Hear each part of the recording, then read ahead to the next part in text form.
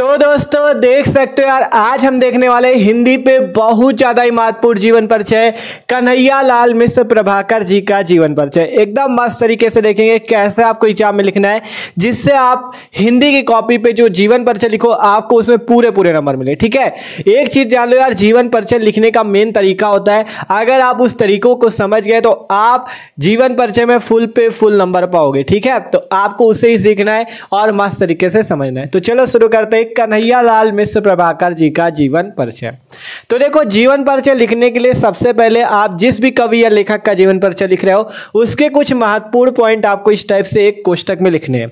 ऐसा क्यों करना होता है? इसलिए कि जब आपकी कॉपी चेक होगी ना, जैसे हिंदी की कॉपी मान लो टीचर चेक करा है तो उसमें उसके पास इतना टाइम नहीं होता कि ये पूरा आपका पढ़ेगा, वो मेन चीज पढ़ता है। हाँ भैया, जन्म इतने में हुआ, मृत्यु इतने में, जन्म स्थान, पिता का नाम, रचना है, हाँ मतलब पूरा आपका सही है, पूरे नंबर तुरंत। ठीक है, तो मेन चीज ये होता है आपको इसको अच्छे से लिखना है। ठीक है, जैसे कि कन्हैया लाल मिश्र प्रभाकर जी का जन्म हमने लिखा सन 1906 ईस्वी, मृत्यु लिखा सन 1995 ईस्वी। इनका जन्म किस स्थान पे हुआ था? देवबंद सहारनपुर में हुआ था। इनके पिताजी का क्या नाम था? पंडित रामदत्त मिश्र नाम था। इनकी कुछ प्रमुख रचनाएं लिख सकते हो, जैसे आकाश के तारे, धरती के फूल, महके आंगन, चहके द्वार आदि। ठीक है, तो मतलब कि जीवन परिचय के जो महत्वपूर्ण पॉइंट है, जैसे कि जन्म, मृत्यु, जन्म स्थान, माता पिता का नाम, रचना, ये सब चीज आपको इस टाइप से साइड पे एक ब्रैकेट पे लिख देना है। इससे क्या होता है, जैसे ही टीचर कॉपी चेक करेगा, जन्म देखेगा ये है, मृत्यु ये, मतलब पूरा आपका ये देखेगा, मेन चीज ये सही तो सब सही। ठीक है, क्योंकि इसी से बना के तो यहाँ पे लिखोगे, तो ये चीज आपको अच्छे से लिखना है। ठीक है, तो ये चीज हमने लिखा कन्हैया लाल मिश्र प्रभाकर का पहले जन्म, मृत्यु, जन्म स्थान, पिता का नाम, रचना है। अब यहाँ पे हेडिंग पड़ेगी जीवन परिचय। अब आपको पहली लाइन क्या लिखना है उनके जन्म के बारे में, कि कन्हैया लाल मिश्र प्रभाकर जी का जन्म सन 1906 ईस्वी को देवबंद सहारनपुर में हुआ था। क्या लिखना है? कन्हैया लाल मिश्र प्रभाकर जी का जन्म सन 1906 ईस्वी को देवबंद सहारनपुर में हुआ था। फिर लिखना है इनके पिताजी का नाम पंडित रामदत्त मिश्र था। इनके पिताजी का नाम पंडित रामदत्त मिश्र था। तो हमने यहाँ पे जीवन परिचय हेडिंग लगाई, हमने पहली लाइन लिखी कन्हैया लाल मिश्र प्रभाकर जी का जन्म सन 1906 ईस्वी को देवबंद सहारनपुर में हुआ था। पहली लाइन ये रहेगी, सन 1906 ईस्वी को देवबंद सहारनपुर में हुआ था। फिर लिखा गया इनके पिताजी का नाम रामदत्त मिश्र था। इनके पिताजी का नाम रामदत्त मिश्र था।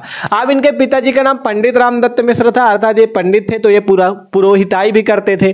तो आगे लिखा गया इनके पिता पूजा पाठ तथा पुरोहिताई करते थे। जो इनके पिताजी थे रामदत्त मिश्र जी, ये पूजा पाठ तथा पुरोहिताई करते थे। फिर कहा गया इनकी आर्थिक स्थिति नहीं अच्छी होने के कारण इनकी शिक्षा का क्रम टूट गया। जो मतलब कन्हैया लाल मिश्र प्रभाकर जी हैं, इनके घर की स्थिति ज्यादा अच्छी नहीं थी, जिस कारण से इनको पढ़ाई छोड़नी पड़ी, या कह सकते हो इनकी शिक्षा का जो क्रम था वो टूट गया। जो स्कूली शिक्षा थी वो इनको छोड़नी पड़ी क्योंकि घर की स्थिति अच्छी नहीं थी। ठीक है, तो इनकी आर्थिक स्थिति अच्छी नहीं होने के कारण इनकी शिक्षा का क्रम टूट गया। फिर इन्होंने स्वाध्याय से हिंदी, संस्कृत तथा अंग्रेजी भाषा का गहन अध्ययन किया। स्वाध्याय से, स्वाध्याय का मतलब होता है खुद से। इन्होंने खुद से ही घर पर रहकर मान लो हिंदी, संस्कृत तथा अंग्रेजी भाषा का गहन अध्ययन किया, खुद से ही या स्वाध्याय से पढ़कर। ठीक है, इन्होंने हिंदी, संस्कृत तथा अंग्रेजी भाषा का गहन अध्ययन किया। इसके बाद कुछ समय तक खुर्जा की संस्कृत पाठशाला में शिक्षा प्राप्त की। जो खुर्जा जी थे उनकी संस्कृत पाठशाला में इन्होंने क्या किया? शिक्षा प्राप्त की। इसके बाद क्या किया? कुछ समय तक खुर्जा जी की संस्कृत पाठशाला में इन्होंने शिक्षा प्राप्त की। फिर इसके बाद लिखा गया, इसके बाद राष्ट्रीय नेता आसिफ अली के भाषण से प्रभावित होकर परीक्षा बीच में ही छोड़कर राष्ट्रीय आंदोलन में कूद पड़े।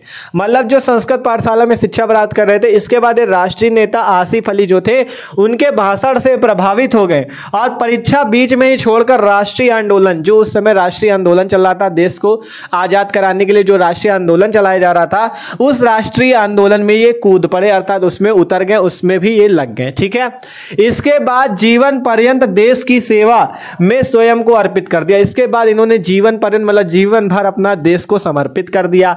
ठीक है, इसके बाद जीवन पर्यंत देश की सेवा में स्वयं को अर्पित कर दिया। फिर लिखा गया भारत के स्वतंत्र होने के बाद ये संपादन में लग गए। जब भारत देश आजाद हो गया तो ये अपनी रचनाओं का संपादन करने लगे, तो भारत के स्वतंत्र होने के बाद ये संपादन में लग गए। फिर आखिरी में आपको लिख देना इनकी मृत्यु या इनका निधन सन 1995 ईस्वी को हुआ। हमने लिखा इनका इनका निधन सन 1995 ईस्वी को हो गया। लास्ट पे ही लिखना है, जन्म से शुरू करो, लास्ट में मृत्यु तक आ जाना है। इनका निधन सन 1995 ईस्वी को हो गया। तो ये है आपका कन्हैयालाल मिश्र प्रभाकर जी का जीवन परिचय। एकदम आसान शब्दों में आपको बताया। पहले उनका जन्म लिख दो, कब हुआ, उनके पिताजी का नाम, फिर उनके पिताजी पूजा पाठ और पुरोहिताई करते थे। इनकी आर्थिक स्थिति अच्छी नहीं होने के कारण इनकी शिक्षा का क्रम टूट गया। फिर स्वाध्याय से इन्होंने हिंदी, संस्कृत तथा अंग्रेजी भाषा का गहन अध्ययन किया। इसके बाद कुछ समय तक खुर्जा की पाठशाला में मतलब शिक्षा प्राप्त की।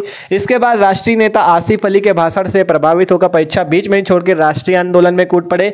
इसके बाद जीवन पर्यंत देश की सेवा में अपना जीवन समर्पित कर दिया। फिर लास्ट में लिख देना इनका निधन सन 1995 ईस्वी को हुआ। जीवन परिचय हो गया। अब बात आती है साहित्यिक परिचय। साहित्यिक परिचय में क्या लिखा जाता है कि मतलब जो कवि या लेखक है उसका साहित्य में क्या स्थान था, उसने साहित्य में क्या किया। तो हमने यहाँ पे लिखा साहित्यिक परिचय, लिखा कन्हैयालाल मिश्र प्रभाकर हिंदी साहित्य के सर्वश्रेष्ठ निबंधकार व साहित्यकार थे। कन्हैयालाल मिश्र प्रभाकर जो थे वो हिंदी साहित्य के सर्वश्रेष्ठ निबंधकार व साहित्यकार थे। फिर लिखा गया इन्होंने स्वतंत्रता सेनानियों के लिए मार्मिक संस्मरण रचनाएं की हैं। जो स्वतंत्रता सेनानी थे उनके लिए इन्होंने मार्मिक संस्मरण रचनाएं की हैं। पत्रकारिता के क्षेत्र में इन्हें अभूतपूर्व सफलता प्राप्त हुई। पत्रकारिता के क्षेत्र में भी इन्हें अभूतपूर्व सफलता प्राप्त हुई। तो इस टाइप से आप लिख सकते हो इनका साहित्यिक परिचय। एक दो लाइन चाहे अपने भाषा में बना के लिख देना कि बहुत अच्छे लेखक थे, इन्होंने ये रचना की, अपनी भाषा में भी आप इसके नीचे बना के लिख सकते हो। ठीक है, तो इस टाइप से अगर लिखते हो यार जीवन परिचय में कोई भी आपके नंबर नहीं काट सकता। देखो सबसे पहले इस टाइप से आपको मेन चीज जो जीवन परिचय को वो लिखनी है, फिर जीवन परिचय, फिर साहित्यिक परिचय। और अगर आप कुछ रचनाएं और याद कर ले तो मान लो कन्हैयालाल मिश्र प्रभाकर जी की और रचनाएं याद है तो साहित्यिक परिचय लिखने के बाद नीचे हेडिंग लगा देना रचनाएं। 8-10 जो भी रचनाएं याद कर सकते हो उनको लिख देते हो तो पूरे नंबर मिलेंगे, कोई भी एक नंबर नहीं काट सकता। ठीक है, तो आशा करते हैं सबको जीवन परिचय सुनते ही याद भी हो गया होगा। तो वीडियो अच्छा लगा हो यार तो लाइक कर देना, और जो लोग चैनल पर नए हो सब्सक्राइब कर लो, क्योंकि इसी तरह से आपकी तैयारी हो रही है मस्त तरीके से। ठीक है, डिस्क्रिप्शन पे आपको हिंदी की प्लेलिस्ट मिल जाएगी, उस पर जाके आप और भी कवि और लेखकों के जीवन परिचय देख सकते हो। तो मिलते हैं यार अगले वीडियो पे, इसका स्क्रीनशॉट करना हो कर लो।